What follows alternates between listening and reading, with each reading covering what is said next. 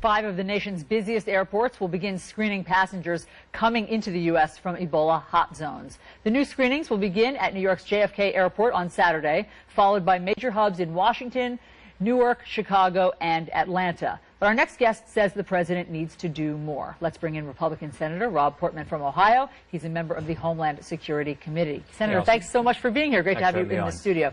Okay, so you fault President Obama for not going further and acting more decisively on Ebola. You wrote a column for CNN.com in which you want him to appoint a single accountable official to coordinate all of the efforts to fight Ebola. Are you looking for an Ebola czar? Well, look, I think we need to do a lot more to be proactive about this. I think we should have had these screenings in place that are now coming on Saturday for several weeks. I've been calling for that for several weeks. I think it's important that we ensure the American people that we're doing everything we can to help screen.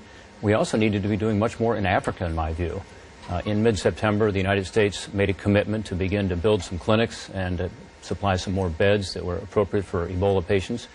There hasn't been a single bed constructed yet. Now, I know it takes some time, but in the meantime, every 15 to 20 days, you see a doubling of the infection rate there. There are probably 8,000 people infected, in fact, probably more based on what you all reported this morning, that those are underestimates.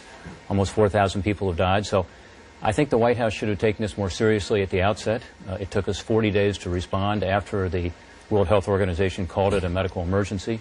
And I think we should be more aggressive now. But in terms of a single official, do you think that they would be doing something differently than what the U.S. is now planning to do this weekend in terms of these screenings? Oh, yeah. No, I think having one person responsible and accountable makes sense. I think the person ought to be someone who handles both what's going on in Africa and what's happening here, so there can be better coordination, so you can avoid some of the problems we've seen with folks coming into the country.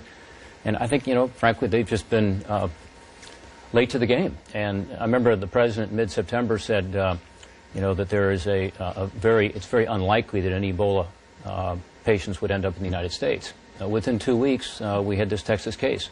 So I think there was this mentality that somehow this wasn't going to affect us in this country. This is a global world, a lot of people traveling. And, I think it's something we haven't taken seriously enough and need to step it up, particularly in Africa right now. And speaking of traveling, do you want to see flights from Liberia, Sierra Leone, through obviously some European hubs? Do you want to see those banned into the U.S.? Well, as you say, we don't have direct flights from those countries, and so they'd go through Europe, and the Europeans need to make that decision. But I do think we should have much more aggressive screening. I think if you come from West Africa, you ought to not just have your temperature taken, but you also ought to be asked some very specific questions and be told that there is a penalty for not answering them accurately. It would be a criminal penalty, and we ought to let people know that. So I've been calling for that for some time because I do think it could have avoided some of the problems we've already seen, but certainly we need to put it in place now. Let's move on to ISIS. You have been talking about how you would like to see, again, more decisive action against ISIS, and in fact, in terms of officials here saying that they believe that 12 Americans have already left the U.S. and gone to Syria or Iraq to join the fight with ISIS, you would like to see action taken against them right now. What do you want the president to do?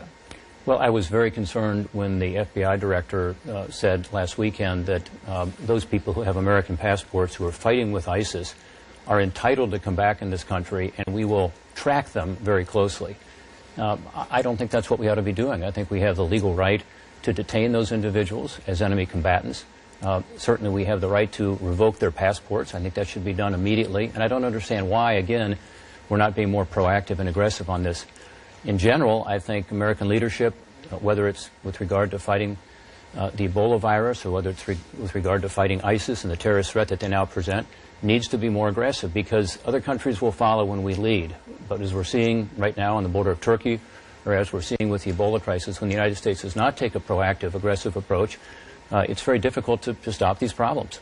California Congressman Duncan Hunter said that he believes that ISIS fighters have already infiltrated the southern border of the United States. In fact, he believes that many have been detained and caught. Let me play for you what he said a couple of days ago. I know that at least 10 ISIS fighters have been caught coming across the Mexican border in Texas. There's nobody talking about it. Because I've asked the Border Patrol, Greta. Have 10 ISIS fighters already been detained? I don't know. I saw this morning that Jay Johnson, Secretary of Homeland Security, indicated that was not necessarily accurate. But look, it could happen. And I have actually asked the FBI director to tell me whether fighters have already come in, because based on his comments of saying they're entitled to come back unless their passports are revoked, which they should be, in my view, and that we will track them, that to me is an inadequate response. The United States should not be tracking people. We should be detaining those people. We have the right to do that. So I don't know the facts in terms of the southern border, but I do know that it's certainly possible. So you think it's possible that ISIS fighters have already infiltrated? I just don't know, Allison. And I do think this is a question that we ought to get answers from the administration on. The broader question here is, again, the United States being proactive, aggressive. Let's look ahead and see what the problems are and do all we can do to prepare for it. If we had done that with Ebola, you wouldn't have this problem to the degree it is, 15 to 20 days of doubling of the number of infections, so it continues to grow. You wouldn't have the problem with ISIS if we had left in place in Iraq some residual force, including people who could focus on intelligence, some special operators and trainers. Yeah. And so we get behind on these things, and then we have to play catch-up, and it's much more difficult. As you said, Secretary Johnson came out and called it categorically false what Congressman Duncan said. Let me play for you what his response was.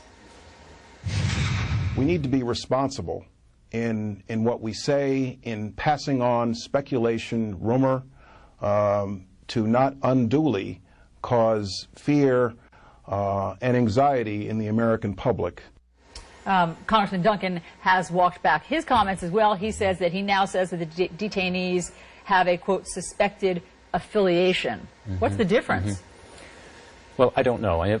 That is something that we need to have intelligence to tell us about. But again, my point is, if we are continuing to react after the fact rather than being proactive, we're going to potentially have these problems. So if we have intelligence on these individuals who have left the United States or now with ISIS, yes, we ought to be sure that their passports are revoked and that they don't have the ability to come legally back into the United States. I think it's that simple. And if they try to, they should be detained.